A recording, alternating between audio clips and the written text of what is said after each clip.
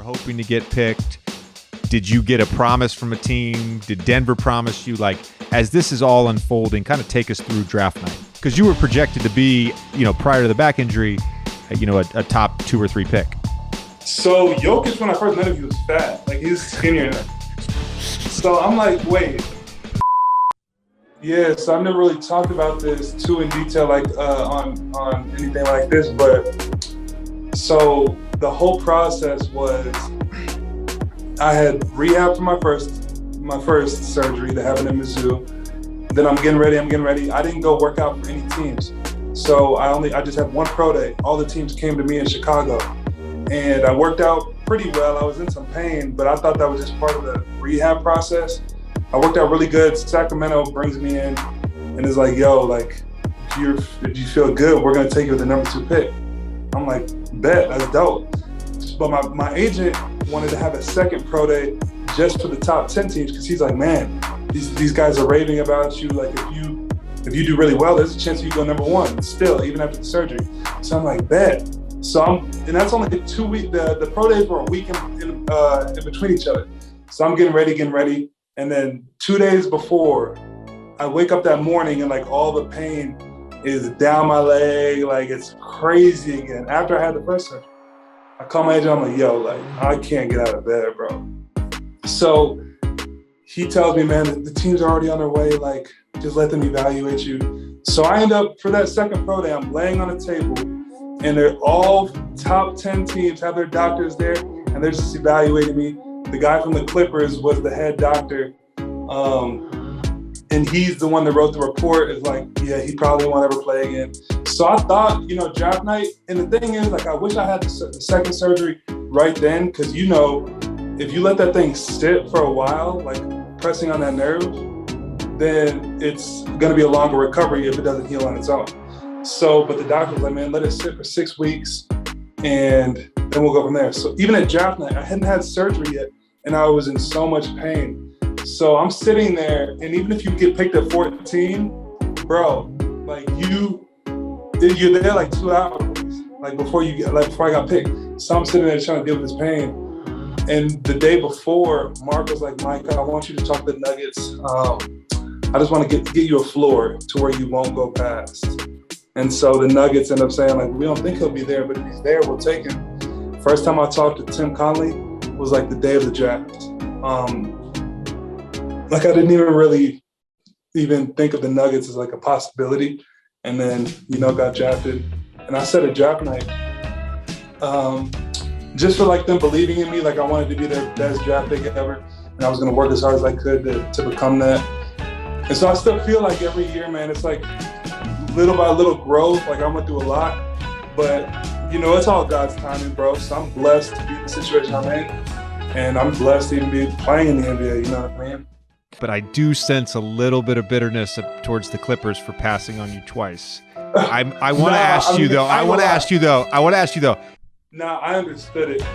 And I didn't necessarily have I don't have any bitterness towards any team because I was low-key scared myself. Like, I didn't know if I was going to bounce back the way I wanted to either. And it's been a slow process. Like, I still feel like I'm getting there. But, the Clippers, to be honest with you, it might have been a God thing. Because who knows? You know how crazy LA is. Who knows? Living in LA as a rookie, doing just strictly rehab without even playing, I might have got into some stuff. So, I'm where I'm supposed to be. You might have got turned. For sure. Turn.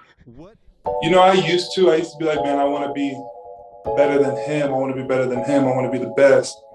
Now, for me, it's just like, because of the uncontrollable things that have happened to me, it changed my perspective to, I'm just get up every day, try to be better than I was the day before, and then leave the potential up to God. Like, if I'm giving my best every day and making sure my mental game is strong, playing with confidence, I don't want to put a ceiling on myself and say like, oh, if I'm better than him, then I will feel like I had success. It's just like, no, if I'm working as hard as I can every day and God continues to keep me healthy, then I'm good. Because there's been some uncontrollable things. It's like, no matter how much core I do, no matter how much whatever I do, it's like something could still happen. And then I remember the first time I met him, he came to the gym when I first got to Denver. he came and rebounded for me for a little bit. I was like, oh, he's a good guy. But I didn't really know too much about him because I didn't ever watch the Nuggets. And he was good. He wasn't as good as he is now. And then we ended up going to training camp, and I'm watching him play, and he's doing all right. But like Mason Plumlee was doing just as good as the Joker. And I'm like, wait, so why does Joker start over Mason Plumlee? And then I remember my teammates just saying like, no, like when he wants to, he could score 40 a night. If he didn't just pass and he just wanted to score, I was like, no way, bro. They were like, wait till the season starts. And so I waited, and like, I've never seen anything like him. Just the way it's just weird. Like, he's just a weird dude. He'll just, before the game, he's on his little phone playing games, you know. I think he's starting to take his health more serious. But like before that, I heard after the season, he just goes back, drinks beer, rides horses, and then tries to get in shape a couple weeks before the season starts. Like, he's just naturally amazing. I don't know.